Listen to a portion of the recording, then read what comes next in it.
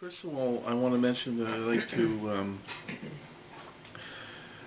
have this year Le'ilu Nishma, the Kedoshim of the Mishpachat Fogel that died al Kiddush Hashem in Israel, and this our learning tonight should be for an Ilu Neshamas of that great tragedy. Anyways, moving on. The topic I want to deal with tonight is Esther. And the title I'm going to give for this year is The Tragedy of Esther, Personal Anguish Within National Joy. Esther's personal story in the Megillah is anguish. It's a tragic story of the heroine of the Purim story. And the question has to exist it cannot be ignored, and it has to be dealt with. Why the great nace of Purim, the great occurrence of Purim, and the great joy of Purim came at the cost of Esther's own individual personal happiness. And what I'm going to do is I'm going to try and look at that, at what she actually went through, and then we'll have to try and figure out some kind of potential explanation for this to be this way. The starting point is the pasuk in the Megillah, which is Perek Daled pasuk Tes Zayin. It's chapter 4, verse 16. Where Mordechai tells Esther go and so forth, and she says, anyone who goes, you go to the king, you're putting your life in danger, and so forth. And Mordechai says, you got to go. There's no other way. And she goes and she says the words kasher avadati, okay, which what will happen to me will happen to me. But actually, the translation is what I will lose, I will lose. And you can tell these words poignant in the reading of the Megillah because they're sang to the tune of Eicha, of Lamentations. And what exactly does it represent? Now, you should know first that in the Purim story, there's a myriad of different streams within the Purim story. For example, not we're going to deal with it tonight. There's a whole machlokas, a disagreement whether Achashverosh was really just a fun-loving guy. He's just partying all the time because he keeps having those parties, or whether he was even a greater Rasha than Haman. There's one stream that seems that he's the real Rasha of the story. Haman's just his front man, but he's the real bad guy. And there's another theme of the story which says that he's just a party guy. Okay?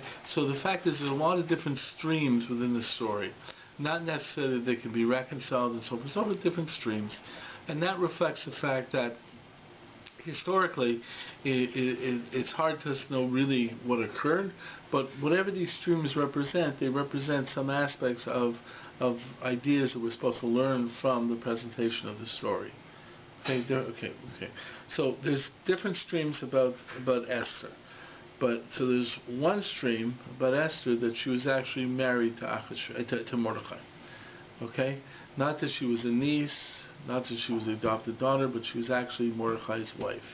That's a major stream within the Purim story.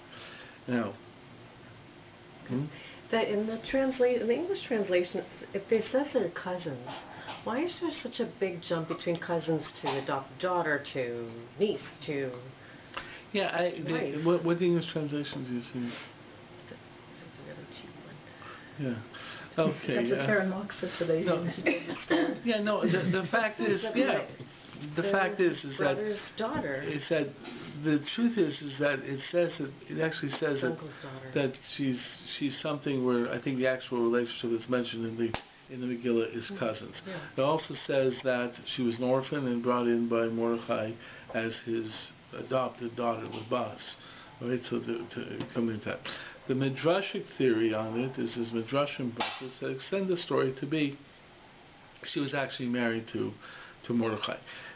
What I pointed about that is that in many cases throughout the Chumash, you have the literal reading of the Chumash does not jibe with the rabbinic understanding of the Chumash. One of the one of the things that many people do not recognize about Orthodox Judaism is Orthodox Judaism is I wouldn't say a Talmud-based religion, it is an oral law-based religion. It basically, most people understand that there's the written Torah, and the oral Torah is the commentary on the written Torah. Shem Shofar Hirsch, some pasuk in Mishpatim, puts it the other way around. The essential revelation of Orthodoxy is the oral Torah. And the written Torah were the crib notes that were used to jot down the oral presentation.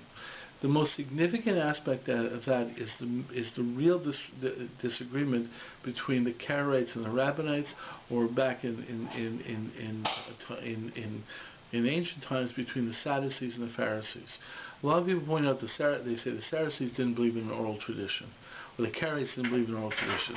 And then everyone brings all these proofs that you absolutely need to have an oral tradition. It says you're supposed to put a sign on your arm and a front or whatever, something between your head. What could they put there? That's where you have to have tefillin. So people constantly point out examples that it's impossible to understand the written Torah without an oral tradition. And you obviously in the oral tradition, people constantly point out that you need someone explaining the oral tradition. That is not what the Sadducees or the Karaites disagreed with. They had no problems with that. That was not the issue. The issue to the Karaites and the Sadducees was when the Rabbinites and the Pharisees developed a concept in the oral law that disagreed with the written law, with the written statement. The written statement said A, very clear cut, and the Rabbinites, Pharisees said, doesn't mean A, means B. In other words, the Torah says the red house. The Rabbi says doesn't mean a red house means a blue car. But it says red house. Well, blue car. That's what it means. So the point is that that's where the Sadducees and the got very upset about. And that's the classic points of disagreement. Macharat HaShabbat in terms of the Omer. In terms of the count of the 49 days from Pesach to Shavuot, it's supposed to be Macharat HaShabbat. The 49-day count is supposed to begin on the day after Shabbat. So the Sadducees said that means Shavuot is always a Sunday. The first Shabbat after Pesach, you start counting 49 days. Pharisees said no, Macharat Shabbat in this case means the first day of Pesach. For some reason, Yom Tov is called Shabbat. That's what it means. They said, but that's not what it says. That's what it means. Lighting Shabbos candles. So, it becomes such a major thing, the lighting of Shabbos candles. Fact is that's a drabban. It was introduced by Chazal. It's introduced by the rabbis. And it was specifically said that the more light you have on Shabbat, the happier your Shabbat. It's very, very important to light Shabbos candles. But one of the most significant aspects of lighting Shabbos candles is it basically said, you Sadducees are wrong. Because it says, you shall not burn a fire in your place on Shabbat. Right? Burn a fire. Karaites don't have lights on. They don't have fire. Okay? Sadducees did not have fire. They also did not leave their houses, because that's another verse that says, don't leave your house on Shabbat. Pharisees came around and said, okay, it doesn't mean lo tavaro eish b'chol Moshe, it doesn't mean don't burn fire. Don't light a fire. But that's not what lo tavara means. Tavara doesn't, it says burn. No, we're telling you it means light. Where do you get that from? Torah Shabbal Peh, the oral law. Now, how they understood it, why it was written this way, and so forth, is a different issue. But the law is what the oral law says. Now we'll try to figure out why it's written differently, but the essence is the oral law. That's a powerful example of it. So what we did is we basically said we're reading the text completely differently. Fundamentalists, like that like basically, we're anti-fundamentalism. Text says A, we're not going to say it says A. We say it's the oral tradition. Now, the truth is that this is something to the aside that most people may not know, is that that's why Reform Judaism calls themselves the modern day Pharisees. Okay, and people look at it and say, what are you talking about? Modern day Pharisees. In Reform Judaism, they really, and the people don't recognize, but conservative Reform Judaism, they say, oh no, they reject the oral law. No, the fact is that the conservative and Reform Judaism are very, very much in the tradition of maintaining the oral law, but not the way that Orthodoxy understands the oral law. The way the Reform Judaism understands the Pharisees is they were the radicals. They were the original, the original quote-unquote Reform Jews. That's what they had. Why? Because there was they held that the Sadducees were like the fundamentalists and the old-time religion, and then the Pharisees came around and said, we're going to play around games and do something like this, so forth and so forth, which is really a problematic way, because Chazal had the Torah Sheba'al had very strict rules of how they implied on terms of the text. But the fact is that anyways, there's a whole person that we're really very focused on the oral tradition, and many times we have verses that are completely contrary to what we say. The Medrash says A, the verse says B. We'll discount the verse. Now, in the Purim story, getting back to the answer to your question, it's very understandable why it's so. I always like pointing this out in this story. Esther was the queen of Persia, married to Ahasuerus. It would not be very healthy for Mordechai to Esther to mention, we were married. Hi, we're married. We were husband and wife, and Esther was taken away as a married woman to the court of Ahasuerus. Won't look too good. So it's quite possible. Mordechai and Esther wrote the first Igeres Purim. They wrote they basically put the Megillah. They couldn't really mention that they were really married. But he asked specifically for virgins. Yes. That's what I was going to say. Yes. So there are people who say that was the first miracle of Purim. Oh, all right. Okay. The fact is that I don't know how they checked out on to do that. Although it's quite possible that, that society is not a society that we can really totally understand. But he could have been so taken by her that he didn't. Well, not. But he was. But they basically, it says they were sent out to go get all the basulot, all the virgins. Right? She wasn't supposed to be rounded up.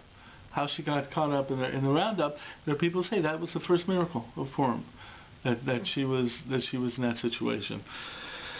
Anyways, okay. So, the point is that, but there are different streams. Some streams that say she was just a cousin, and so forth and so forth. But how do they come around to thinking, even suspecting that they were married? There's no, if they didn't write it, and there's nothing to indicate it. Like because the allusion they have allusions in obviously some type of analysis of the verse that says l'kach lo l'bas. That l'kach lo l'bayis seems to imply a relationship of husband and wife. Bias is a connection. Or because the oral tradition precedes the Megillah? Right. Therefore, the point is what? What's the point of the written tradition? Why is it primacy then? The written tradition doesn't have primacy. The written tradition, as I will constantly point out, the written Torah, to really understand the authority of the written Torah, I would compare it to, for us Canadians, but compare it to the monarchy, the power of the monarchy, right? The monarchy gets, Queen Elizabeth comes to Canada, she's treated royally, she's the monarch, she's things like that. She says she wants to make a new law. People say, I don't think so.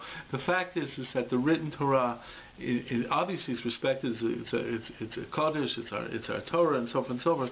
But in actual analysis, in actual essence, it's the oral Torah that really is where Judaism, where Torah Judaism really happens. And that there's workings on and then there's questions of how they derived it from the verses and so forth, or whether it preceded the verses and the verses were written a certain way, and why the verses were written that way, rather than telling the story straightforward. In the Purim story, it's very straightforward. Why Mordechai and Esther could not say that they were married in terms of that document. But there's a lot of questions like that. But then they're writing it after the fact. No, they actually wrote it when Ahasuerus was still around. They wrote it after the fact, but the Megillah was written while Esther was still around, right? It was written a couple of years later, like that, So the whole discussion, though, as to whether it's cousin or spouse really is a historical, like to be what's accurate, or is there the tragedy? Is that the issue of the tragedy? The question is that there obviously is historical truth here, whether they actually were married or not married. I'm just looking to see exactly the language of there. But it says that the second one was written out. The second one seems to be the Megillah. I have a question for That's you, a question, though. Yeah. If they were in fact married, Yeah. okay, let's presume that Yeah. particular path. Did he give her a get? That's one of the things we're going to get to. Okay. Okay, there's an interesting toast about that. The fact is, there's another I interesting mean, if he Rashba, knew but that she was going to be taken. yeah, so there's an interesting toast in Rashba, which I'm going to get to. But the fact is that on that issue, what actually historically happened, we know something happened, we know this idea, we know the Jews were saved through this process. What the actual details were, we don't know. There's disagreements or whatever. What's important to us is the lessons we can still learn from it. Okay, and one of the streams is that they were married, which involves a very, very close relationship, which strengthens the tragedy of Esther's life. Mm-hmm. Okay, I mean, she's taken in to be the queen. His too, then. What? His as well. His as well. Right. Mm-hmm. There's no doubt about that.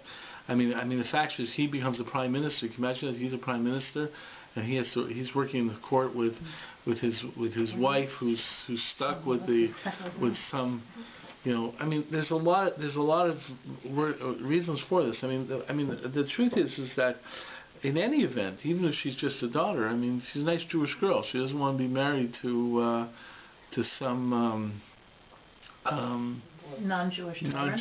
Jewish tyrant. But she gets the fruit of saving the Jewish people. Yeah, you're right. Okay. Which Mordechai points out to her.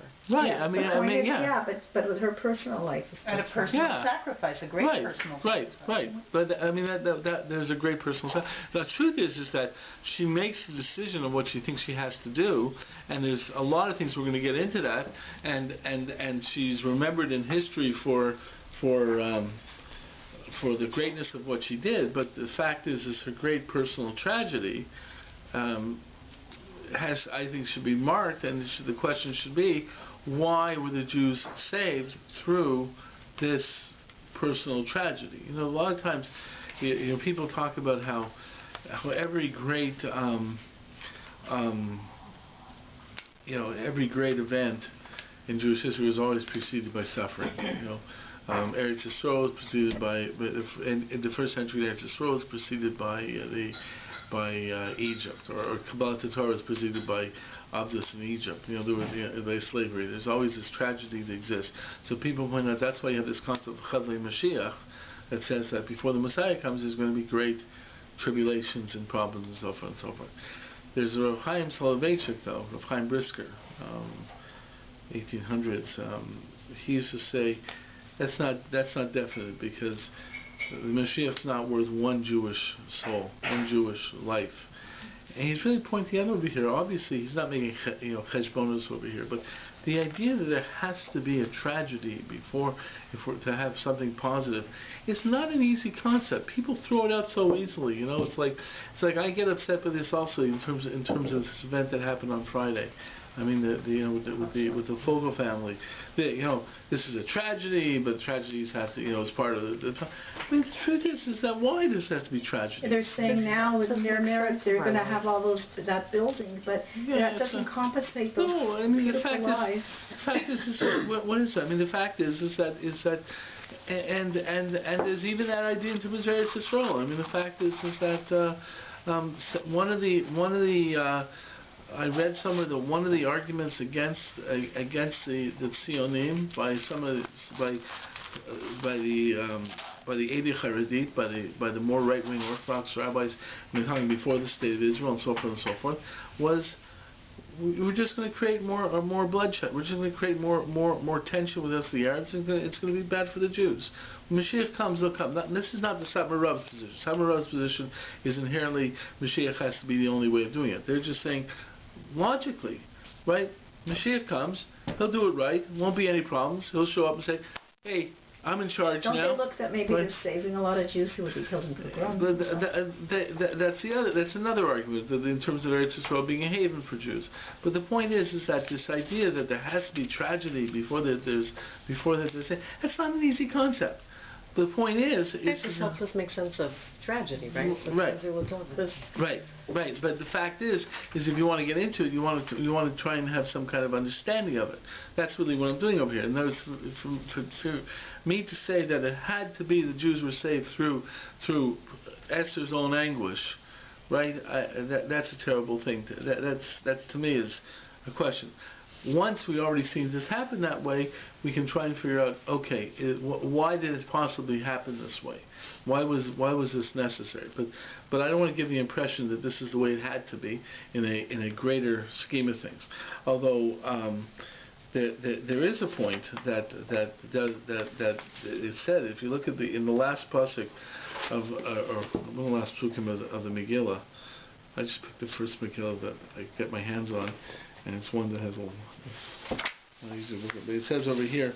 It says over in the last passage of the Megillah. It says, "Ki Mordechai Yehudi meshna melech Hashverosh." Mordechai became second to the king, right? V'gadol leYehudim. He was great for the Jews. V'ratzui lerov echav, right? Okay, and that means popular with most of his brethren. Most. Okay, most. Jewish politics. Okay? Most, right. Okay, so the question is, why most? So there are people who basically say that Mordechai was one who sent Esther in to go to Achashverosh and sort of set up the thing, and so we'll see that that's made the situation even worse. And people saying, what are you doing? Find another way to say the Jewish people. You're going to do it by sending Esther into Achashverosh? Isn't there also an argument that some people said if he would have just bowed in the first place, then none of this would have happened, and he wouldn't have had to. There's some arguments there, but I just thought of something. If he and Esther wrote this, then that Rav could have even been off a little bit. No. Generally, he is considered to be a tzaddik, and like we say, Baruch Mordechai. I won't take away, but the fact is that it's something where you don't have to be black and white in the Jewish world. He's a good guy. Mordechai is a tzaddik and one of the great Jews of history. But there were questions. Maybe he should have found another way. There's other people who point out that he couldn't find another way, and that was part of God's plan. Remember, I just mentioned to there's people who the miracle of Esther being taken into Achashverosh, even though she was not a virgin, according to the people who held that she was married. That's a very interesting theory. So it seems to say that God set up Esther for this idea, right? Esther had a way out, but just not going. No, God made it happen that Esther would be in that situation, which was a tragic situation. So it's a very complex. Don't you think it makes more sense that she wasn't his wife? Because you're talking, it's like a double thing. It's not just that they mention it, but then you need another miracle for it. If it's, it's like more easy to digest, I think, the other way. There's, it seems to be that to a lot of the, it doesn't just make her tragedy more emphasized. It makes her devotion more emphasized. To the Jewish people. Yeah. I think that without getting into an argument that, if you're writing a story, why was it that she was married, that's one thing. Obviously, those people who said she was married, they believe that she was historically married. I'm just pointing out that there's different streams in Jewish history of understanding what happened there. But the one thing I would say, though, is that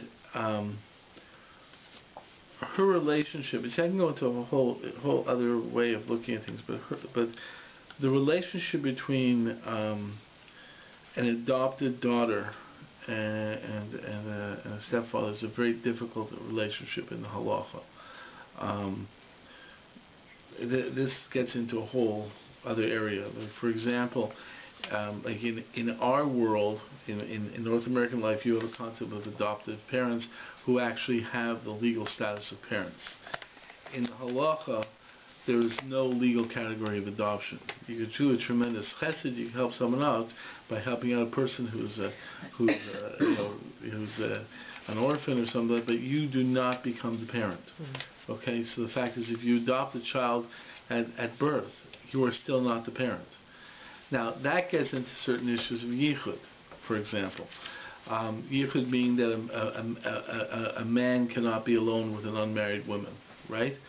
So at some point in time where this woman with this girl, and the question might be where it be. According to some people, it actually begins at 3. That's halachic definition why it begins at 3. But the fact is that if you have a daughter who's 12, 13 years old, and at the age of 12 for sure yichud kicks in, there's a real problem of whether the adopted father, the father, can be alone with his daughter that he raised from birth.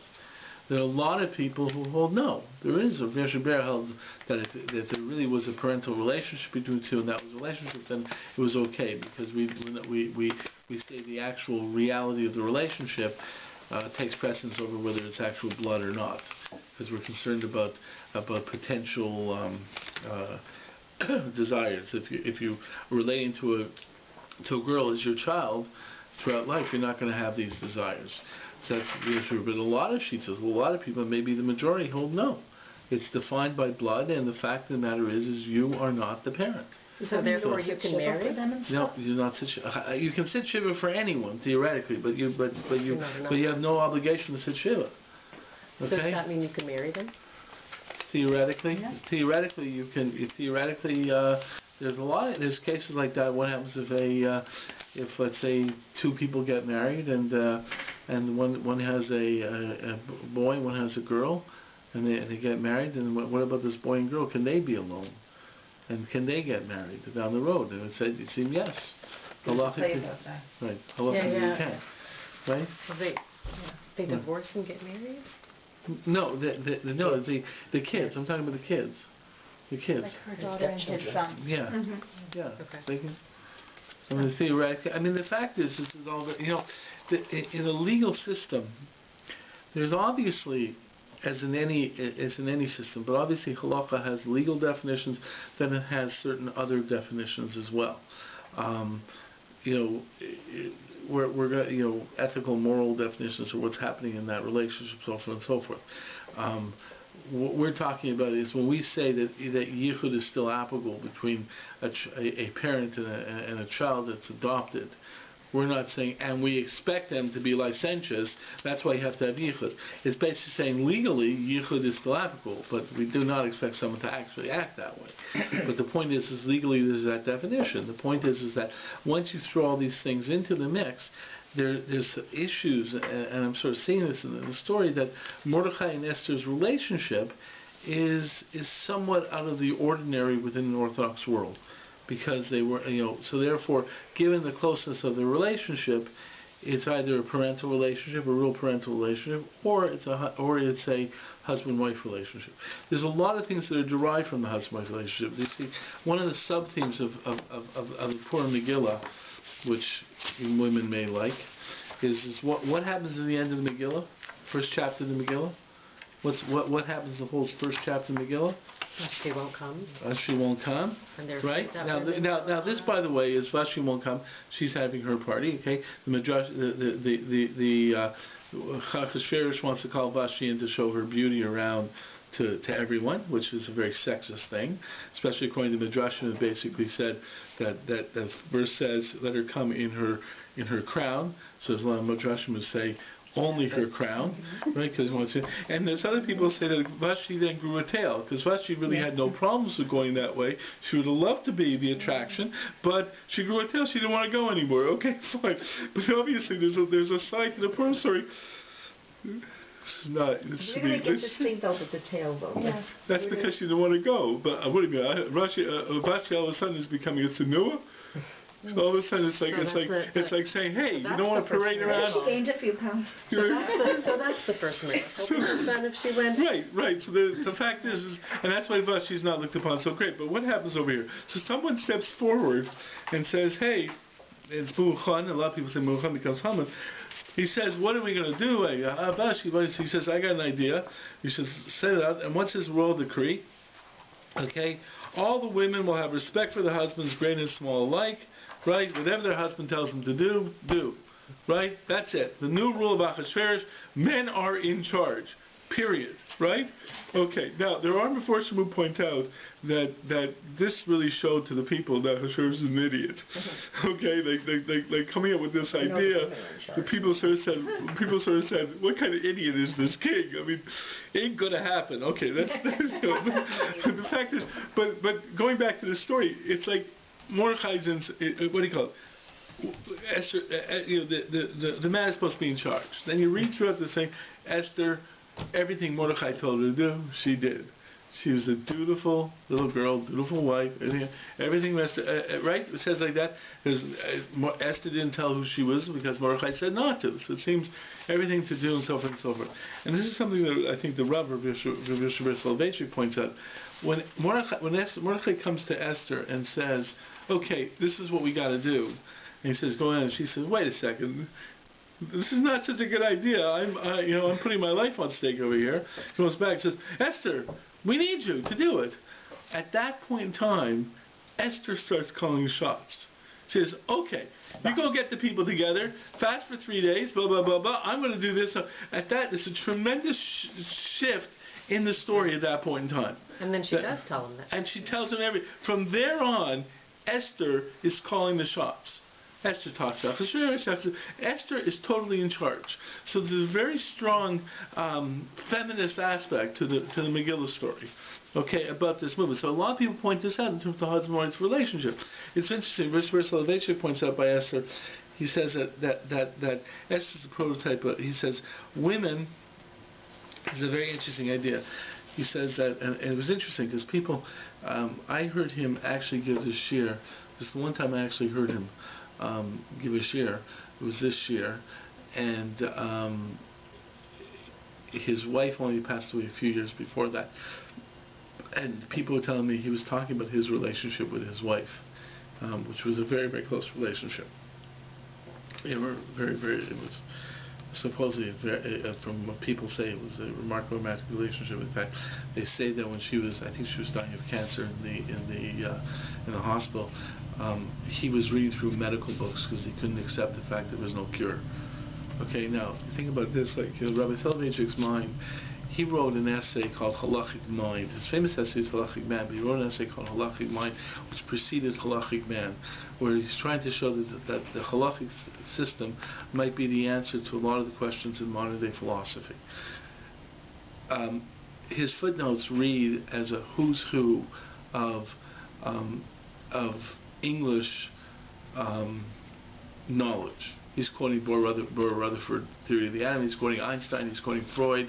You just go through his footnotes of his halachic mind work and say he read all of secular studies. I mean, like, this man was an unbelievable genius. So when it says that he was sitting by his wife's bed reading medical books, couldn't believe it wasn't a cure. This was what he was. So the fact is, and he himself says that the only thing that saved him after his wife passed away was his love of Torah. He totally immersed himself in his learning and love of Torah because that was the only thing that saved him. But they say that the way he described his relationship, Esther, was very much the way he described his wife. He says, on one hand, a woman is the most childish of beings, and on the other hand, women are the most adult of beings. Okay, what does that mean? Most childish, most adult. He says, this is a little bit controversial when he said this. Had a whole discussion with Yaakov Weinberg, former Rosh Yeshiva of Baltimore. So if Yoshiber says, a woman, we learn prayer from women. Chana, Shmuel's mother, is where we learn prayer. He says prayer is totally childish. It's totally not rational. It's totally like in a different realm. It's like crying out to God. That's almost like a child. He says we learn it from a woman. But he says, but also a woman is the most adult of beings. Why? Because what's the most adult way of thinking? Politics. Because politics is knowing how to play it, doing this. He says that's a very adult way of thinking. And Esther is the master politician in the story of Purim. She's the master politician. I mean, come on, the way she sets up Haman for the fall. Oh, wow. Right? She sets up her husband. Oh no, come on over and bring that Haman guy along, right? Right?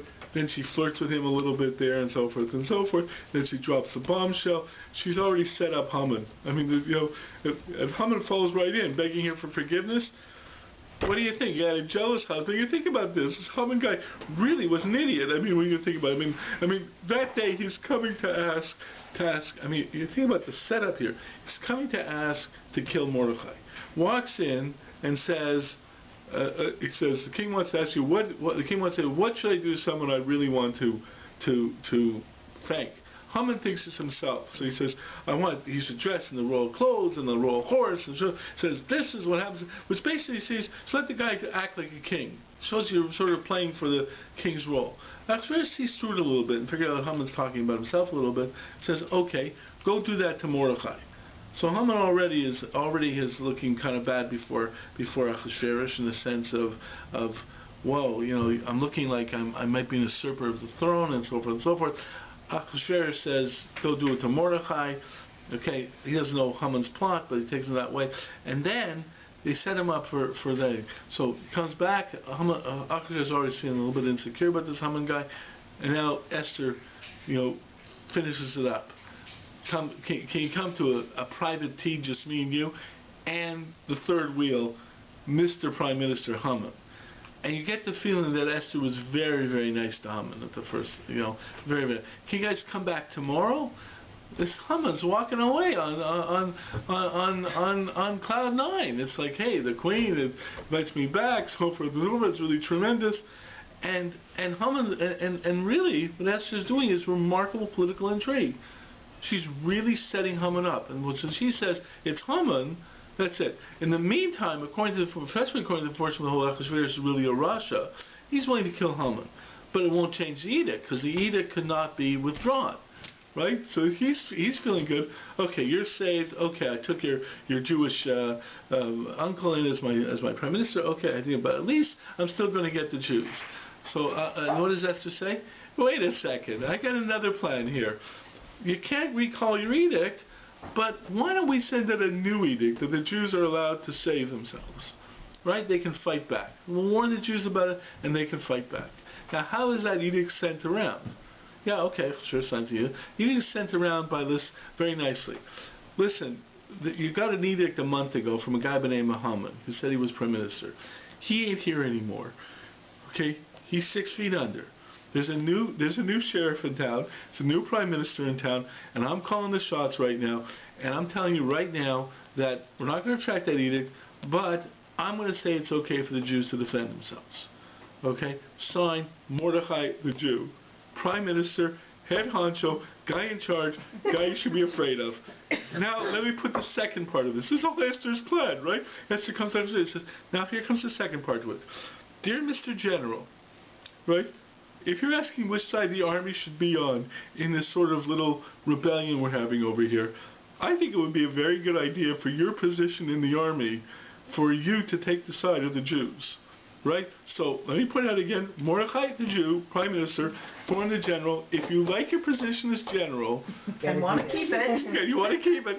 So what happens? So all these anti-Semites think you're going to attack the Jews. Next thing they know, the Jews are heavily armed. They're ready for them. They come after them first, and the tanks are coming out by the Jews. Right? All the army is behind the Jews. They're wondering what happened over here. And they already identified themselves because they already started saying, hey, we can't wait for this day. Esther is that's where the rub gets us from. Esther's a remarkable politician. She sets this up, so she has all the sides. Okay, so the fact is that there's another side. But you see this whole movement in the Purim story about how women starts off as a very women should listen to their husbands. In the end, it ends up with Esther having a little bit of a say. Okay. But just to be clarified, Mordechai does get the last word, and we all agree that we have to listen to our husbands, right? Okay. Anyways, okay. So let me go on now to look a little bit at this personal tragedy. Right. Yes, that's the classic answer, right? Right. Yeah. I have a very good wife. She lets me think that I'm in charge. Right. Okay. Anyway, so the point is, what's this personal tragedy? So the fact is that even if she's not married to Achashverosh, so the starting point, here's a nice Jewish girl having to live with a non-Jewish king, a non-Jewish tyrant. She's not interested in being the queen. She's interested in being home with her, in a nice Jewish home, right? She's not interested in doing this. As this event develops, it becomes even more tragic. They basically say that there's a question of who Achashverosh was. Most people think it was Xerxes, and Xerxes' son was Darius through Esther, which means Darius was actually Jewish. Darius was not raised as a Jew. The fact is, they say Darius was very good to the Jews, must remember who his mother was, and so forth and so forth, but he was not raised as a Jew. So can you imagine a Jewish mother having a son who will not be raised as a Jew? Now, you look at him and say, well, he went on to become king. But a Jewish mother with tzedekah like Esther is not happy that she has a child. That's the question. Why didn't she raise him as a Jew? How She could couldn't. she do? Achashverosh was in charge. Yeah, how could she raise him as a But Jew? Yocheved did the same thing. Yeah, Yocheved was a different situation. Remember, Batya, talking about Moshe Rabbeinu. Remember, Batya is noted as a tzedekah. The Bas Para who finds Moshe in the bulrushes. First of all, everyone knew he was Jewish. Okay, anyone who saw it right around him, right? But the fact is Batya was a tzedekah, so of course she was going to save a Jew. Second of all, she needed A nurse. nurse mother, right? So Miriam then says, "Hey, I got someone. Happens to be Moshe's real mother. Moshe was raised by Yocheved as a nursemaid, with the total concession by Basia, who was one of the people supposedly who went out in Yetzias Mitzrayim. She was also known as tzedekah. So Moshe was surrounded by tzedekahs around in terms of raising him up and so forth and so forth. Okay, there's still some other issues that Moshe was in the parents, but the truth is Darius, well, he might have had good feelings for the Jews. I mean, he was the one who said go build the second bias, but the fact is he wasn't raised as a Jew. That was a tragedy for Esther. Can you imagine a Jewish mother having to live with a non-Jewish king? Cyrus said to build the temple. What? Cyrus said to build. No, Cyrus was the one who said they can go back, didn't they? Go back and build your temple. Yeah, but they couldn't finish it with Cyrus. They couldn't. They got foundations up with Cyrus. Yeah, but they couldn't. It was Darius who told them to finish it up, right? Well, at least Right. she knows that she helped the Jews. At least she Yeah. helped I them. think- It was reinstated with Darius. But Right, because there was a break in the action, right? And Cyrus said go back, and obviously there was a pretty okay relationship between Cyrus had a positive relationship towards the Jews and so forth, but there was a break in the action, and then Darius was going to say, okay, you can finish it up. But the point is that there was this is not where Esther wants to be. Now, if you throw in the idea that Esther was actually married to Mordechai, the story becomes much more tragic. Here you are pulled away from your husband, and what happens is that you have to live with this other man who you don't want to be lived with. Now, the truth is this is where Kasher Avadati comes in, is that if a woman is forced to have a married woman is forced to have relations with forced to commit adultery, she does not become prohibited to her husband. But if a married woman has an adulterous relationship, she becomes prohibited to her husband. Okay, so the fact is that up until this point in time, while she's in this situation, she's basically, every time she sleeps with Achashverosh, she's forced to. She doesn't want to sleep with him, but obviously he's basically forcing himself upon her. The fact is the Gemara says in Megillah that what she did is that after she would sleep with Achashverosh, she would then toivel, and the exact language is she went from cheko of Achashverosh. She got up from the cheka of Achashverosh, but tovelet, and she went to mikveh, v'yeshevet b'chekel shel Mordechai. Then she'd go back and be with Mordechai. So this is a situation where That doesn't make sense because then you don't even know whose kid it is. So the fact is, Tosfos asks. I think Tosfos asked that question. And to get away Actually, with it, not Tosfos get asked that caught? question because the fact is that there's a Tosfos asked the question that there's a prohibition. Let's say if a woman's divorced, right, she has to wait 3 months before she can remarry, right? The point is that there has to be a 3 month span between a woman having relations with one man and another man. Classic permitted situation is let's say a woman has relations with her husband and her husband dies, she has to wait 3 months before she can have relations. Why? Because that way you can identify who the child is. So Tosfos asked this question: how can she go from Achashverosh to Mordechai, right, and so forth? So Tosfos' answer is because it must be that her relations with Achashverosh were always done with a moch, which is basically either a diaphragm instrument, a condom instrument. There was birth control was practiced by Achashverosh. So therefore, so Tosfos Marsha asked the question. That only must have been when she could go back to Mordechai afterwards. We're jumping ahead. Okay, that's a good question. How they figured it? How did this happen? It's complicated if she's not married. It becomes a little bit complicated. But the fact is that you have to understand that when the story is a little bit complicated already. Esther doesn't say who her nation is, right? Okay, where did they find her? Well, it seems to find her in Mordechai's house. That's not sort of point where she is. I mean, like, if a woman's picked up in Thorn Hill, you sort of get the idea, hey, she doesn't want to say she is, but chances are she's Jewish, right? She's found in the Jewish home. Okay, it looks like she's Jewish. It's also interesting that Mordechai had access to Esther.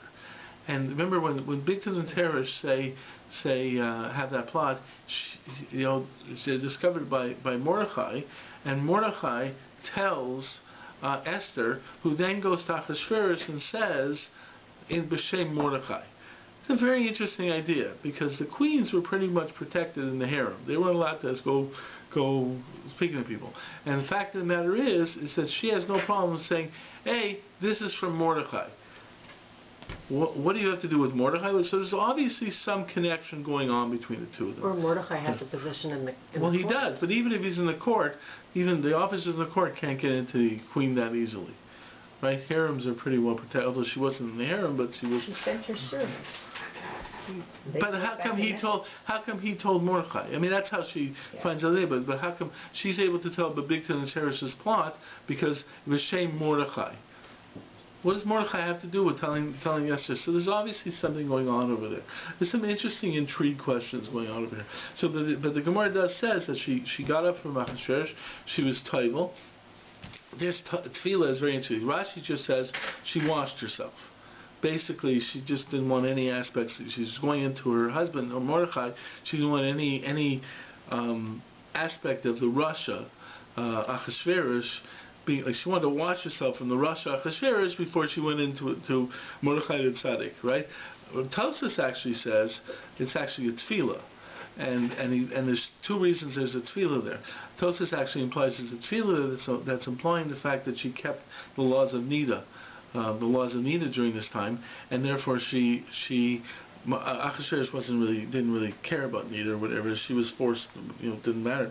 But she would only go back to Mordechai if she actually was taival, and so she maintained the laws. There's another thing I saw that basically says that it's an example. There was a thing in medieval history of how someone re-Judaicized himself. If a person was baptized and then wanted to re-enter into the Jewish community, so a lot of people said that, and some people hold it's Rabbanan, that they have to go through a tefillah.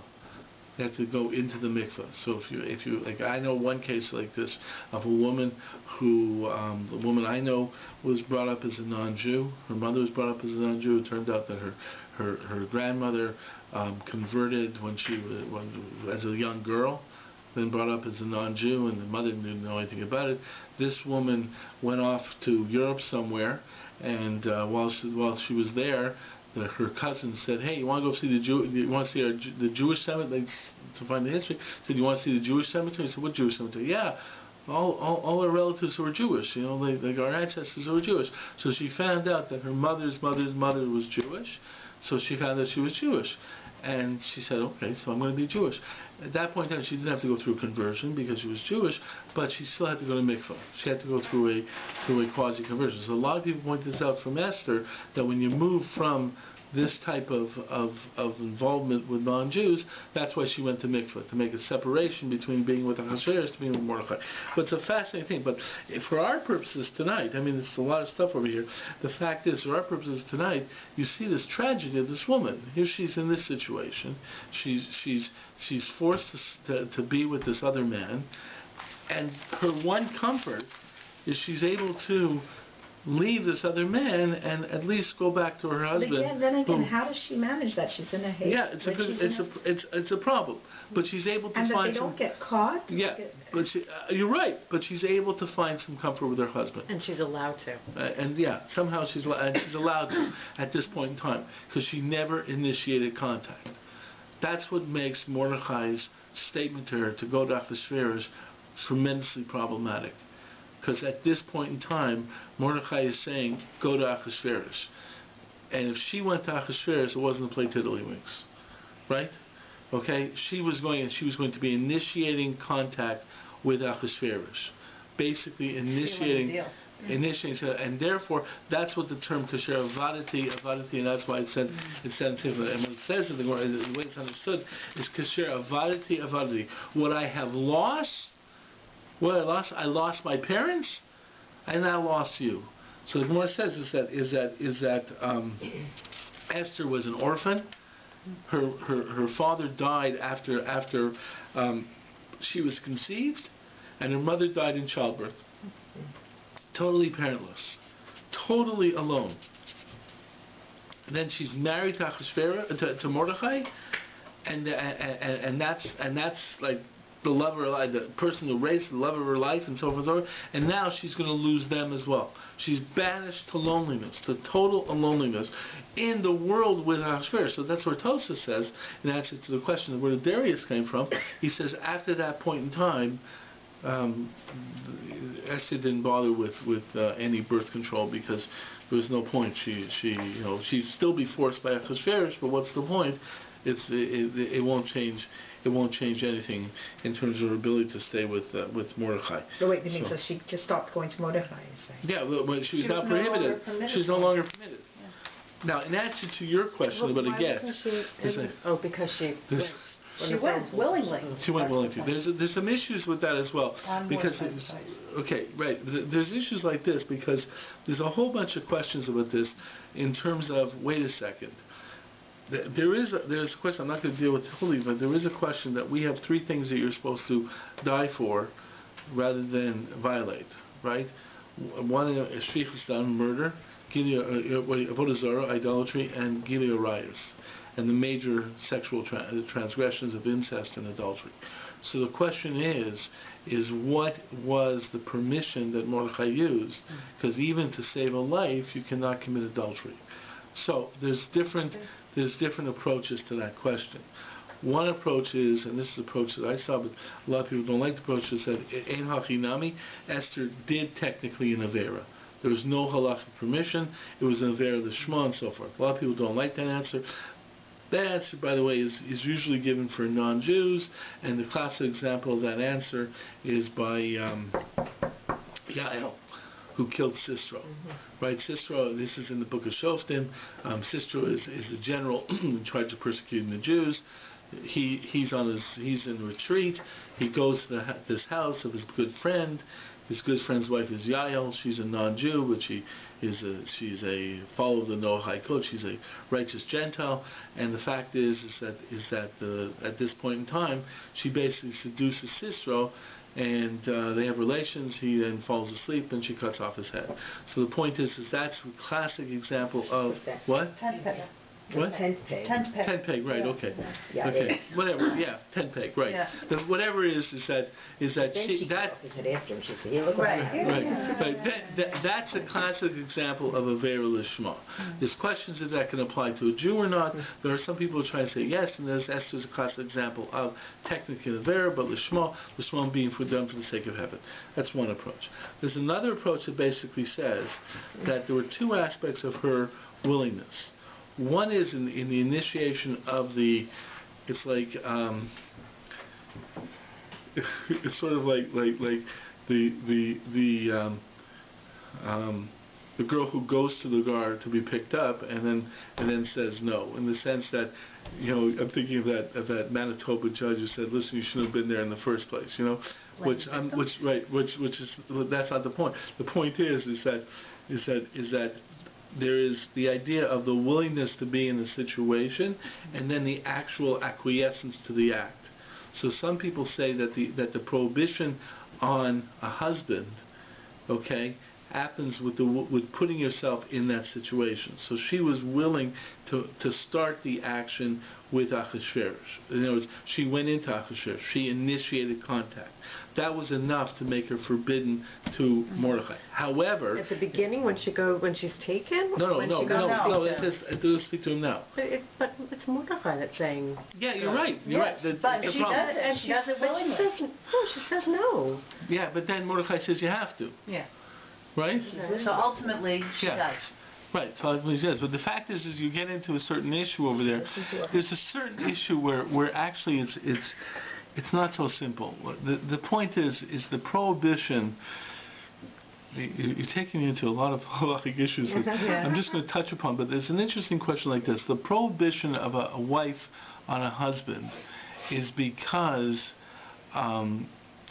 is considered to be that she has challenged her husband's relationship with her. In other words, theoretically, it's because she is doing something that attacks her relationship with her husband, because her husband does not acquiesce to this. So there is this attempt in the theory that even though it's prohibited, maybe if a husband acquiesces to the wife having an affair, the wife would not be prohibited on the husband, because vis-a-vis him, his relationship wasn't challenged. In other words, there's the halachic prohibition of adultery, and then there's the personal statement on the relationship that you've attacked the relationship. That distinction is not accepted in halacha.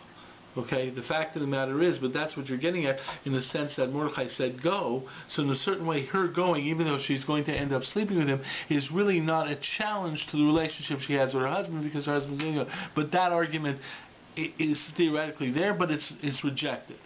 Okay, but a woman if she initiates contact that eventually leads to an adulterous relationship, she is considered to have challenged the relationship. However, halachically, the question emerges on the act itself, and the act was still forced. In other words, it's true that Esther went into Achashverosh to initiate contact, but when it actually came down to action, there she was no choice. The truth of the matter is, what the Gemara says is she was like karka olam, which means, because the fact of the matter is that you're not allowed to commit adultery even in the case of to save someone's life. Right? The hereg val yavor, you can't do it.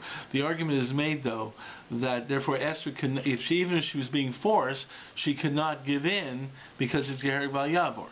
The argument that's given there is that it's not duress. There's no argument duress. The argument that's given is karka olam.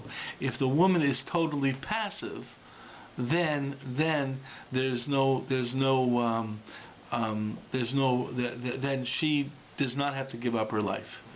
Okay, if she's totally passive, because the actual issue of giving your life is upon an action. An example of that is like this: you're not allowed to kill someone to save a life, right? So if I go to a Torah and say, shoot Mara, or I'm going to shoot you, a Torah has to say, okay, shoot me. But if the question that goes is, let's say there's a little baby outside there, and I say to Torah, let us pick you up and throw you onto this little baby to crush the baby, right? Theoretically, a Torah can say, okay, because she's not doing the action. She's totally passive. So in all the three cases of Yeher V'Yavor, if it's a matter of being So passive... that means that according to halacha, you can be like one of these evil people who just doesn't interfere. They say like evil can't occur with everybody passive. So if everybody's passive, they're allowed, that they're actually allowing evil to occur. Okay, let me try and say, in a legal determination, in a legal determination, you're given legal rules. Like, this are the rules. If a woman is passive, she can say, I'm not going to die. Do this. I don't have to die. Right? Now, that's legally. Now, it is another side to this, and that's the moral aspect, and that's facing God. Right? So if you say, I'll be passive, and boy, this is going to be a good time, I don't think that's what God had in mind. It's the same thing, by the way, you ask questions in terms of any time you are allowed to eat. So there's an interesting brisker Rav. I think it's a brisker Rav. It might be someone else, but I think so. That makes a point that in, let's say, Chil Shabbos, let's say you have to be Chil Shabbos in order to save a life, right?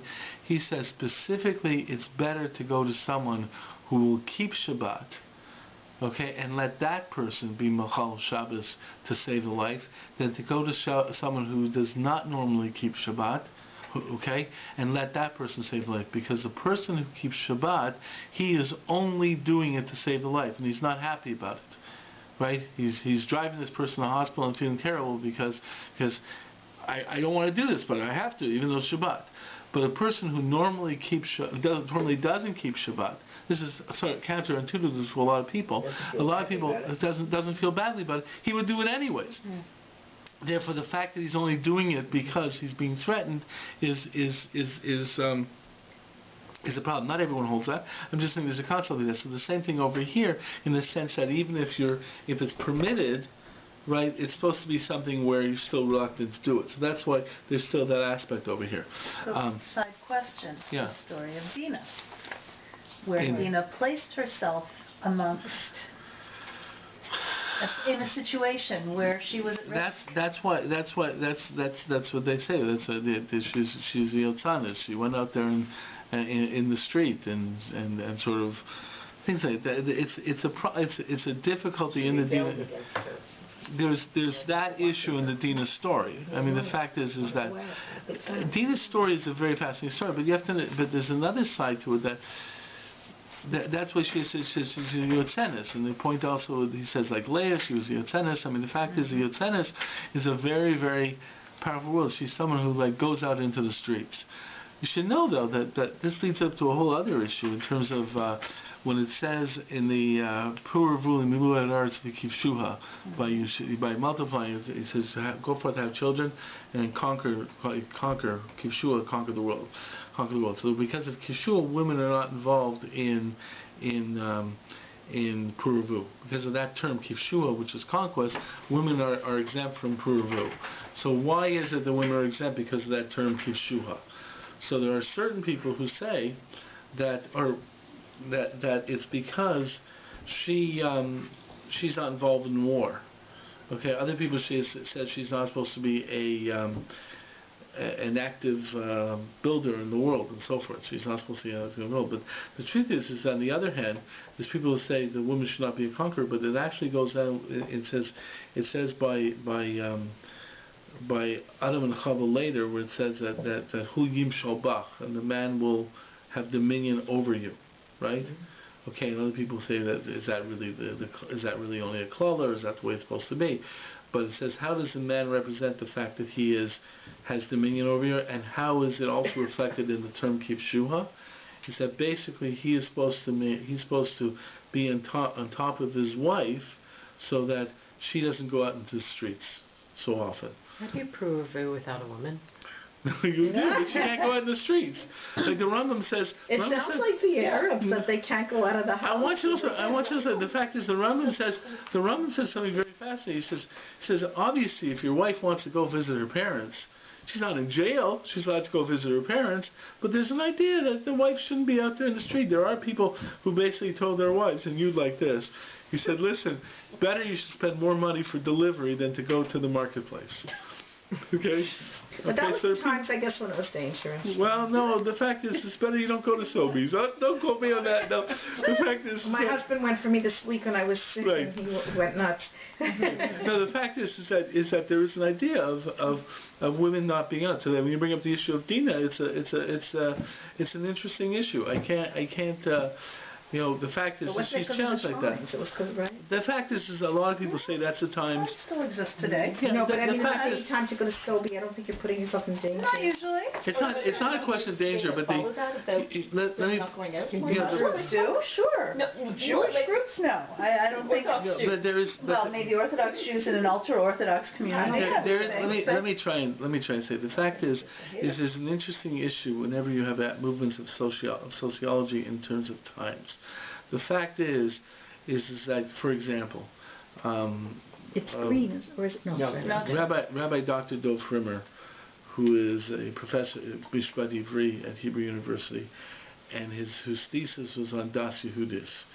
And Das Yehudis is basically one of the major areas of Das Yehudis is hair covering. So he points out to me in the ancient world that if a woman went out with her hair loose, not even uncovered, loose, she was basically advertising herself. A woman who was a matron, who was a proper woman, always went out with braided hair. Her hair was braided, her hair was orderly, so basically said, I'm not on the market. If you went out with your hair loose, it basically said, I'm available. I'm open to negotiations. So the point is that now is that really the same way today? Would it really be? So is that true today? But so there's obviously changes in terms of sociology. There's changes. Women do shopping now. Women are much more involved in the world and so forth. So the question is how that balance in the world today. And how do you balance it in the world today? Because obviously there was a moral value that came from, and the question is how does that moral value get introduced in the world today? There's an interesting,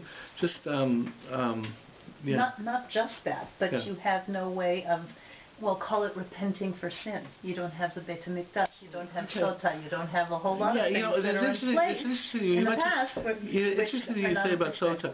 There was a professor.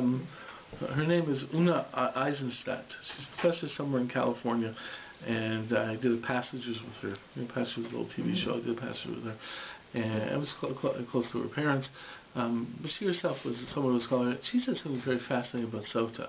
She says we look about Sota as an ordeal for what a woman went through.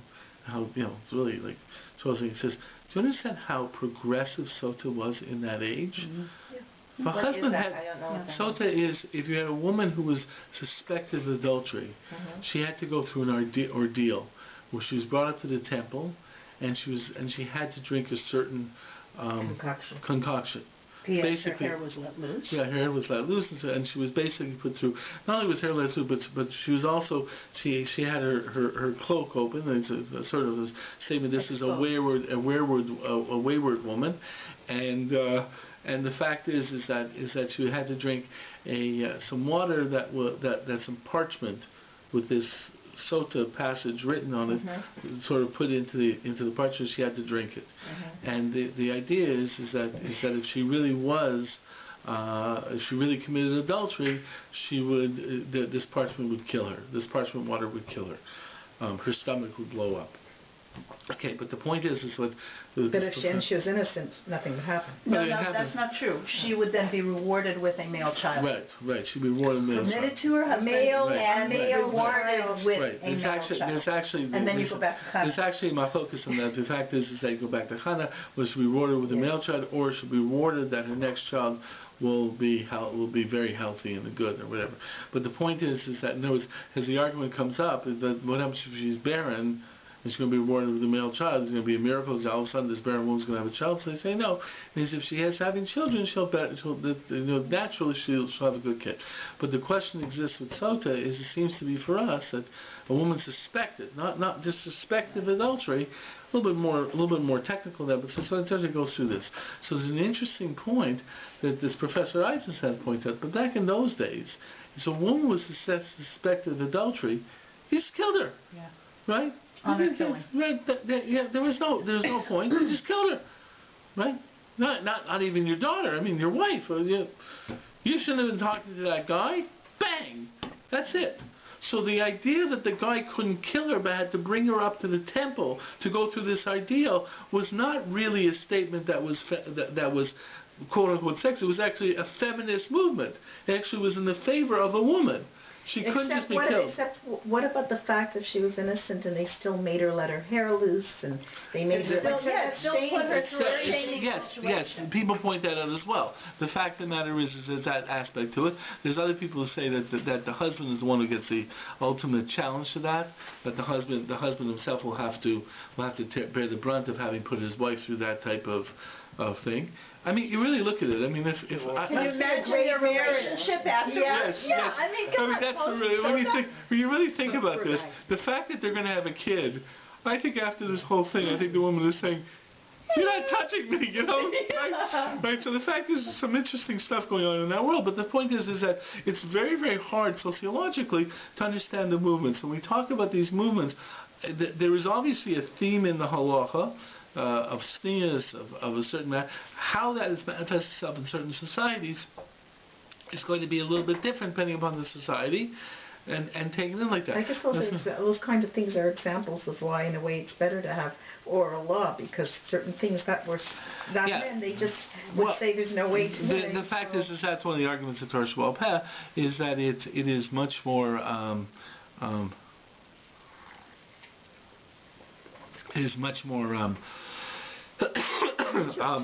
spirit thank the you. letter of the law, maybe?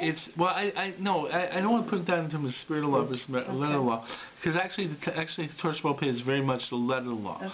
Okay, it really it says in the Chumash, this you get killed, that you get killed. So the spirit of law is sort of like, hey, for all these things you get killed. It's the technical aspect of the Torah Sheba'al Peh that says we didn't really kill anyone because you had to meet all the criteria of evidentiary rules. It didn't work. But there was something where, what's the word, is that it allows for it to be alive and deals with situations. You're not dealing with rigid laws in a world that's rigid, which you can see someone in terms of looking, in terms of Muslims where it's strict. Well, the oral law allows it to breathe and allows it to be human. There's also other interesting aspects of it. There's a philosopher I read recently. He's a modern philosopher named Zizek, Croatian, I believe he is, and he makes a very interesting point. He starts off by saying that in the Taliban, right, they started prohibiting women from wearing shoes that would make a clicking sound when they walked. Okay, all these women were wearing burqas and everything was covered from head to foot, whatever it is. And he says that and then the next thing they have to do is saying you can't make noises. Right? We've got to make sure you make noises. No noticing. No noticing. So what he points out is that what has happened by putting so much thing upon it, the woman becomes so mysterious that almost any aspect of a woman will become something that would be a stimulus for some sexual reaction. In other words, forget what she's actually wearing or something like that. Just there's woman, all of a sudden, person becomes totally overtaken by so therefore he even says, this is what happens in that world. It comes to a point. He says that's why women are held responsible. Like he was giving a case in Saudi Arabia where this woman was raped and she was held responsible for the rape. I mean a whole bunch of cases like this where she couldn't yell out because they would have killed her. In other words, in the meantime they found out because it was always the woman just because she would be a stimulus for anything. He says compare that to North America, right, where women can be found wearing very, very skimpy clothes in the streets, and the perception is no matter what she's wearing or not wearing, whatever it is, she is not a stimulus. So what he says happens is that in North America there's this whole issue that's now developing psychologically where it seems that men are more interested in the football games than in the women because it's been totally like there's nothing there to stimulate anymore because everything is out there. So therefore I might as well just watch the game. There's no, so he says, so the truth is, when you think about that, it's an interesting thing. That's why, in a certain way, when I developed my concept of sneas, which is an interesting perception, because sneas does not adopt the burqa and so forth and so forth, and there's lots of sneas of a woman actually taking certain steps to look good, especially for her husband and so forth. There's an interesting balance in sneas, where I use the term to define sneas as not asexuality but proper sexuality, where there's a balancing of this aspect where you want to be a certain type of stimulus and not another type of stimulus, which is an acceptable type of stimulus within Torah. You don't want to be where there's no what's the word you want? What's the word? No mystery, no fire. No, what's the word? There's no electricity.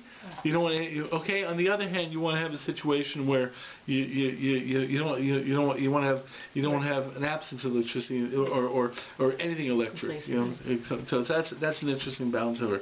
Let's try and finish up this thing. I think it's getting it's not as late as I thought it was. But let's go back. And the truth is as you get into this, I mean, you talk about Torah Sheba'al Peh.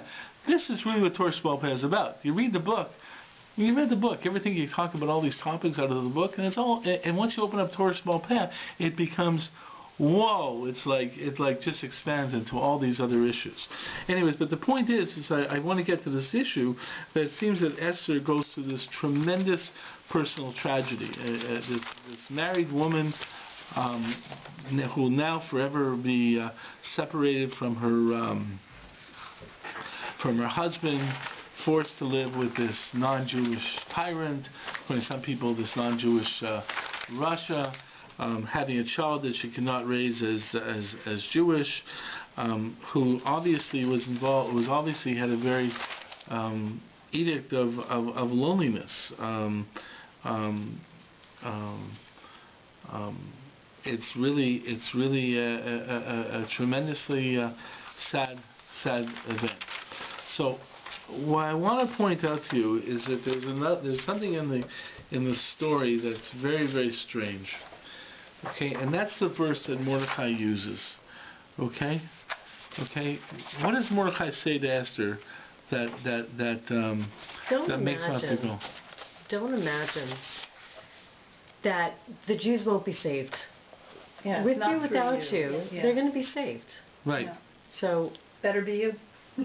Yeah, that's exactly what verse says. He says, and this is a remarkable statement. This is the statement that finally gets Esther going, right? And says, okay, because this is the statement that changes. He goes back and says, hey, what are you talking about? I'm going to get killed if I go in there. She says like this. He says, okay, don't think that in the royal palace she'll escape the fate of all the other Jews. I know there's a lot of arguments that she would have. Okay, but he says like this: don't think that you're going to escape the fate of all the other Jews. In other words, they're going to kill you too. Although that's a little bit of a challenge, but that's not really gets Esther. He says the verse is really powerful. If you want to keep quiet at this point in time, right? Here we are, right? It's ready to go. It's the final down. 10 yards to go. This is it. Okay. If you want to keep quiet, you don't think you're going to do it, right? Okay. You got the last shot. You don't want the last shot. Good. We'll give it to someone else. Don't worry. Someone else will get it. Okay. It says, if you don't want to do it, salvation will come. It'll come. Don't worry. Then why should she go? Yeah, that's it. At this point in time where she tells him, where she's basically saying, hey, look what I'm going to lose. Look at all I'm going to lose. And this is what he says. She says like this. I would have said let it come from somewhere else. Right. She says like this. But no, what does he say? Then she's commending somebody else in her place. Okay. To Oveit avich tovedu. That's right. Yeah, that's you and your father's house will be lost. Yeah. So, woman who is an orphan, who's now in a situation, you and your father's house will be lost. Okay? Mi yodei im leit kazot higalta lemachut. And who's to say that this is not why you became the monarch, the queen? Okay? Now, what does that mean? You and your father's house will be lost. Okay, so the fact is what is Esther trying to do over there? So the point is the father's house referring to, according to commentators, a lot of commentators talking about Shaul, but King Saul, who was commanded to destroy Amalek and allowed Agag, the king of Amalek, to survive. And he let Agag live for one night. And the way the story goes is that Haman kept the what do you call it? Shaul was killed. Now Shaul Melech was a great tzaddik. It's the first sin he ever did. And the fact of the matter is, what he was told by Shmuel is go in there and wipe out Amalek, man, woman, and child, and the cattle. Okay. Why the cattle? Okay. Because they belong to Amalek. Well, at this point, it was a special zera at that point in time. Shmuel comes back, and Saul comes to greet him and says, "Hey, I did it! A great victory! We did everything you're told to do." Shmuel looks at him and says, "Yeah, look at that. What's that sound I hear over here?" Okay, what's that? So Shaul says, "Wait a second. I kept a few animals around to be makriv l'Kadosh Baruch Hu. I wanted to offer sacrifices to God from the best cattle." Shmuel says, "That's not what we told you to do. We told you to take him out." And then he says, "And what about the king?" Shaul let Agag live, okay? And then Shaul says, "I was king." Okay, he says like that.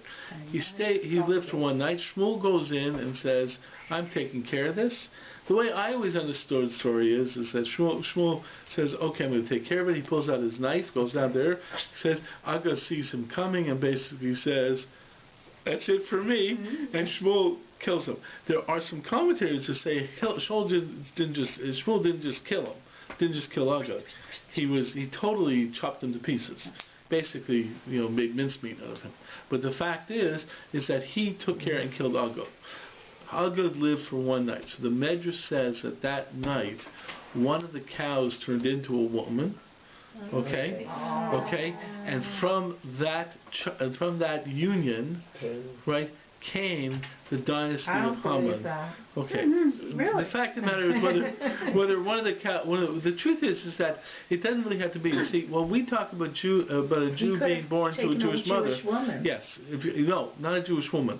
If a person is born to a Jewish woman, the person is a Jew. But in terms of the national definition, any other way, it's always by the father. So therefore, if Agag would have slept with any other woman except for a Jewish woman, the child would be an Amaleki. It would be descendant of Agag. And who is Haman? Haman is Agagi, right? He's the descendant of Agag. So the fact is that all the problems came from the Amaleki living around comes from Shaul. And Shaul letting Agag live.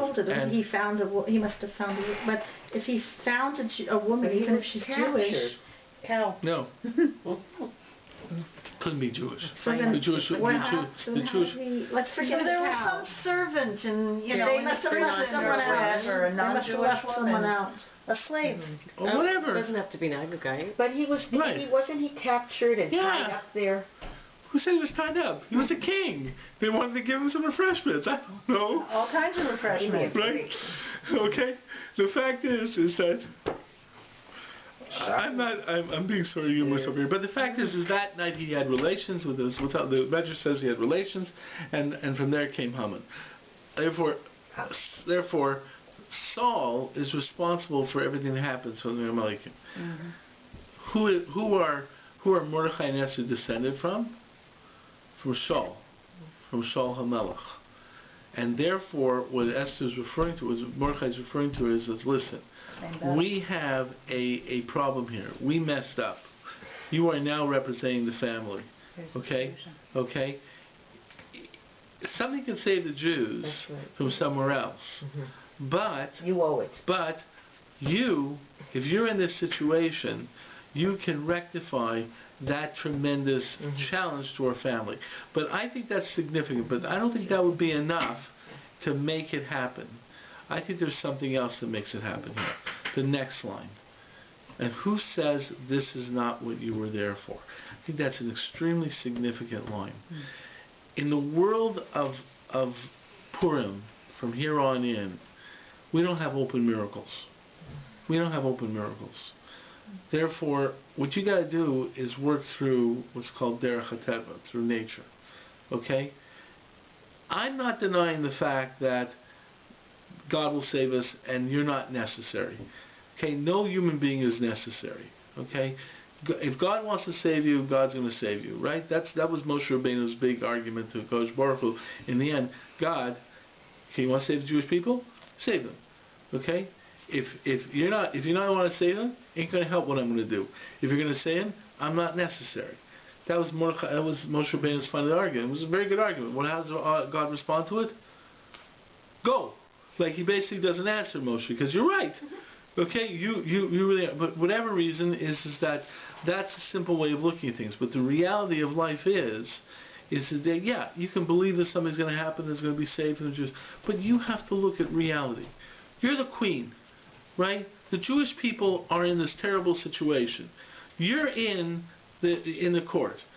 I can give you a theoretical answer why it could be a reason why you are the one who's chosen. I can give you that answer. Okay? It'll rectify the whole thing with Shaul and so forth and so forth. But that's not the reason you should do it. Right?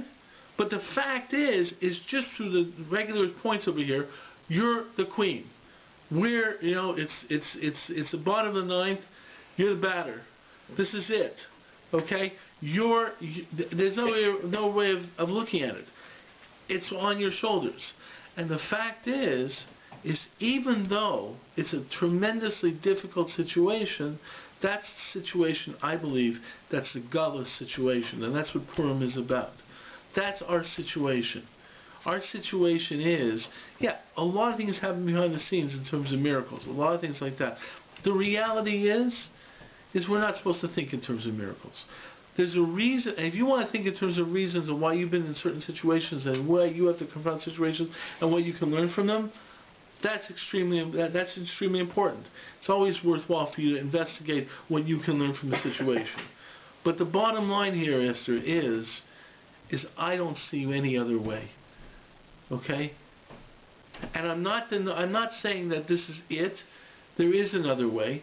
But I'm trying to say, even though there's another way, there's a reason why it's going through. But in the end, who's to say that's why you're not the queen? I could have also convinced her to go because she would have thought, what kind of a marriage am I going to have anyway with him if I don't go now? Because, really. Cause well, they would hopefully have a good marriage. But the fact of the matter is that that's a tragic situation. But also, couldn't it be an example of they say, how like in the Aseret Debrief, and it says like if you the sins will be, it'll affect your children, your grandchildren, your next generations. So it's like an example even of Shaul's sin affected his progeny. Right. She had to suffer and pay the price for his sin because she was his descendant. But ultimately stopped it. Right. But the fact is that what I'm getting at is that really is the reality of exile of Galus, in the sense that we have to respond to the world as before us, and we have to respond to it through thinking what's out there and so forth and so forth, and sometimes it calls upon us to be in situations which are not the greatest situations, but that's what we have to encounter and have to meet. And why is this so? There's a reason why God has put us in this situation, but the fact is that reliance upon miracles to remarkable miracles and so forth. That's not where we're in. That's not the world we're in right now. We're in the world that forces us to analyze and figure out what has to be done, and maybe that's the reason I'm here.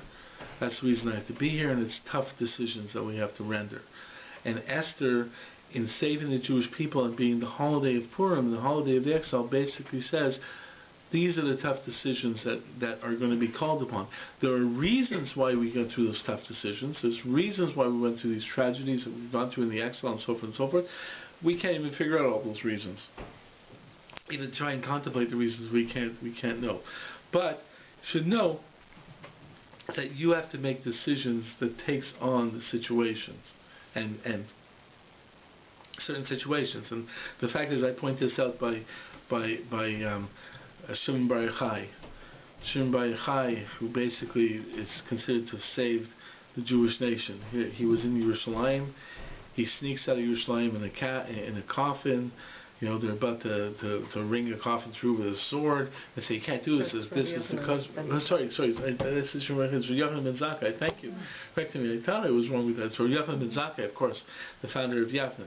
At the time of the base Midrash, he has to go out, and he goes out and he stands before Vespasian and say, "Hail the Emperor Vespasian."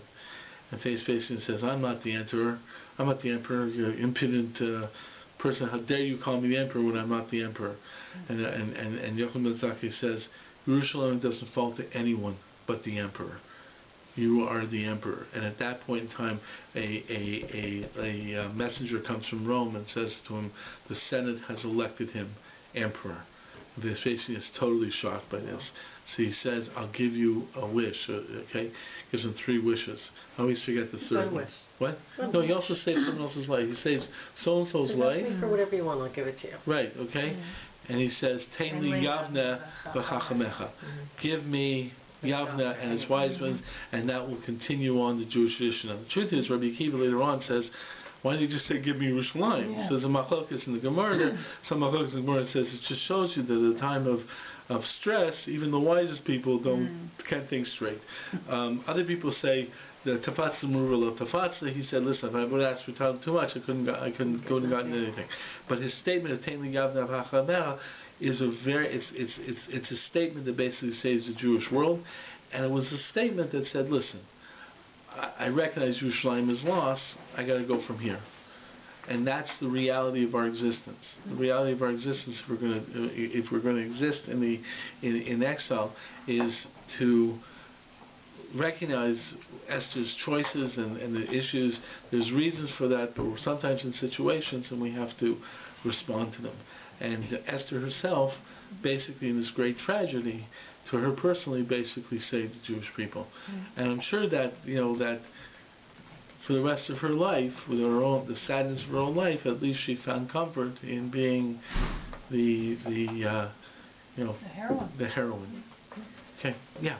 Well, it's also, I mean, when I read those lines, I just sort of start thinking about like more recent tragedies like the Holocaust and people who would try to, blend in or even turn against the Jews.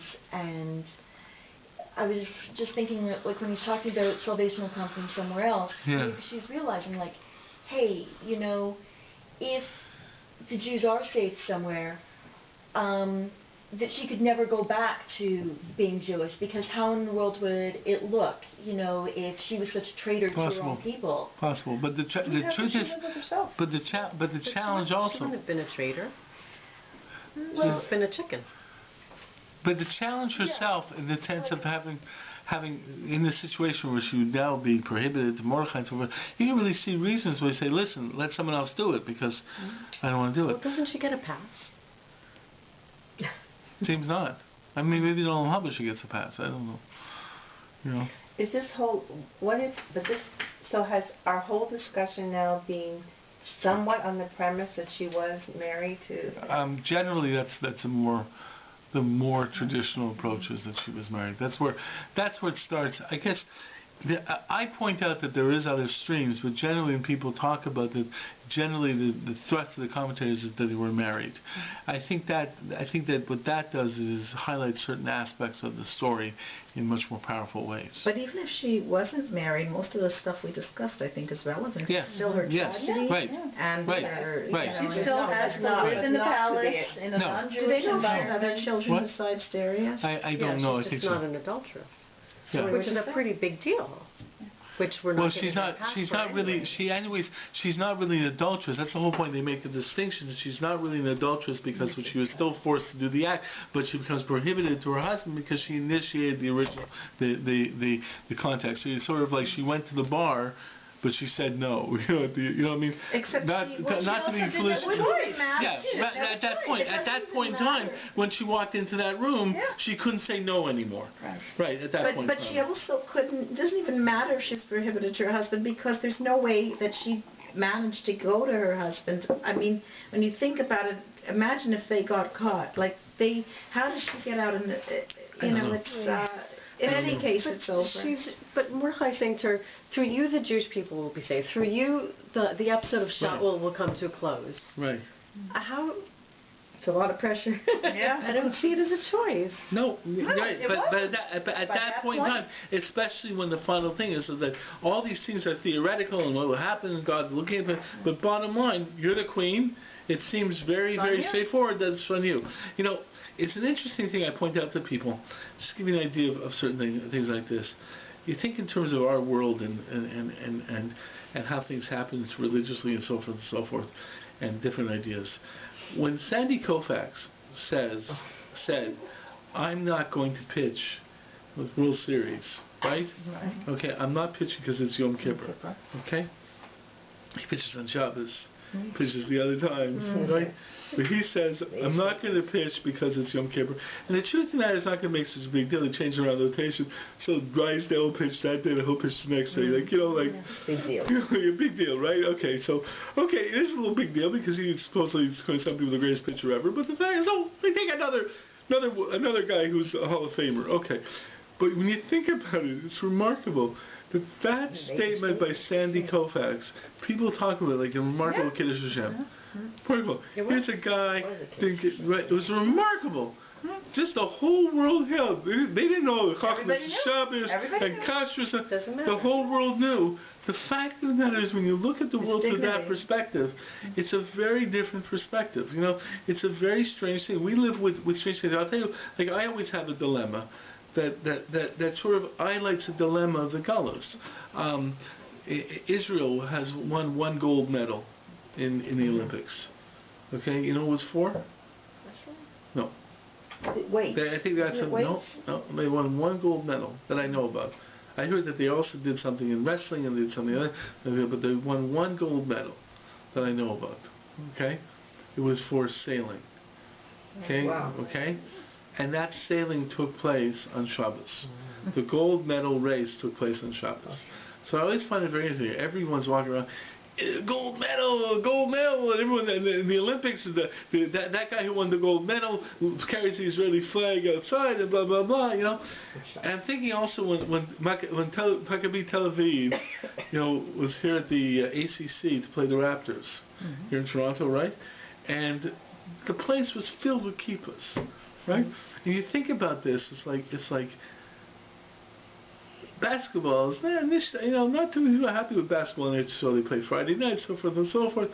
And Maccabi Tel Aviv won the game. Okay, Anthony Parker scored the winning goal, and all the Yidden are going crazy. This nice little guy from America, right? Who happened when he eventually came over to the NBA and played for the Raptors? He wore a number 18 because Chai was a special number for Jews, and he always remembered his time in Israel. I mean, it's very nice. He's very, very pro-Israel. The fact of the matter is, we're all happy because Eretz Yisrael, the first time that any European team won on the NBA court. Okay, so Torontonians were feeling the Raptors, of course, had to be the Shlomils. But the fact is that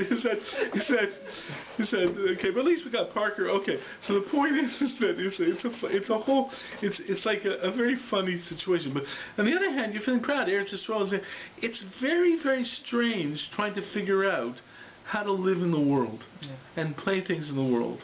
And this thing, and the fact is, in a certain way, you have to know how to deal with it. And the Purim story is somewhat highlighting that. The politics, the thing, Mordechai then becoming the prime minister. The fact of the matter is for whatever reason, right, because Baruch Hu put us in a situation where it's not so simple to keep Torah. It's not so simple to reach what we perceive to be the ideal, but somehow with the struggle of trying to maintain this ideal, given the factors around us, that creates a certain movement that pushes us forward. And that's really what happens here. Esther's situation is a situation that we never want anyone to be in, but she rose to the challenge. And she wrote, and she was a tznua, and even in terms of a tznua, Esther's pointed out to be a tznua. She was. I translate tznius as gracefulness, but a lot of people translate it as modesty. She was basically a tzenua. She was walked with God, a modest person. You know. On the other hand, push comes to shove, right? At this point in time, she had to flirt a little bit with Haman to sort of set up that schedule, that whole thing. Somehow, she maintains herself, but she sort of knows, like, here's a situation where I have to sort of be a little bit like this, give a situation, not breaking total bounds. I'm sure she maintained her snua world, but the fact is that she understood her situation, and that's really a lot of what's happening here. Did she not break Torah bounds? She didn't intentionally have understood her situation to the point of that boundary. Right. That's the point. Obviously, when she goes into more obviously she's trying to maintain that type of balance. But she obviously going into Achashverosh had the consequences where she became forbidden to Mordechai. It obviously means it wasn't something that theoretically she should have done. Even though she had to do in that situation. What about just joining the parade of virgins? She was forced to. She was forced to, and that's why it's really interesting. All the other women were wanting to be queen, right? She said no, thank you, please. And who gets this? Thank you, and that's why. What's his name? The Haggai who says, "Hey, Esther, you're great. You're a great person. No, I'm going to give you this cosmetic even though you like it. And I'm going to do it to you. Please, I don't want it. No. You're a little shy. Don't worry, we'll take care of you, right?" So she really, and when she goes into Achashverosh, she was, as I say, extremely passive. She wasn't trying to encourage him. She wasn't trying to do anything. Can you say something very briefly about that controversy between whether it was Achashverosh was really more the Russia than Haman? It's a disagreement of viewpoints. The fact of the matter is that it's there are viewpoints that see, it all starts with Achashverosh's party. Well, I guess he was a Russia what he did to Vashti. Well, the fact is he did to Vashti. It starts with who is this. It starts really with who is this Achashverosh. The perception of Achashverosh was not from the kingly family, but he was a general who basically usurped the throne. So that means he was basically a general in those days was not Mr. Nice Guy. Whereas Vashti was from royalty. Right, but she was royalty, and that was part of the tension, that he married Vashti to sort of substantiate his right to the throne. But also he murdered her. So because he didn't. But the fact is that what it really points out is that a lot of people point to the party being where Achashverosh thought the 7 years were over. And the fact is there's things in the party where it says, for example, the kelim shonim, that they use these special different articles vessels from the Beit HaMikdash. Right, they use the different articles from the Beit HaMikdash. And that's also read in Echa. Right, and that's also read in Echa. So the point is that there's indications that it's nice to think of him as a party thing, but usually a person who becomes a king who's like a party animal is somebody who comes from a lineage of kings. Like after a while, you get a guy who's born into the monarchy, and then he's the party king, and they just have to live it through. Usually, someone who's going to take over the kingdom is not going to be a party king. He's going to be very ruthless and so forth. So there's that tension that Achashverosh was not really from the monarchy.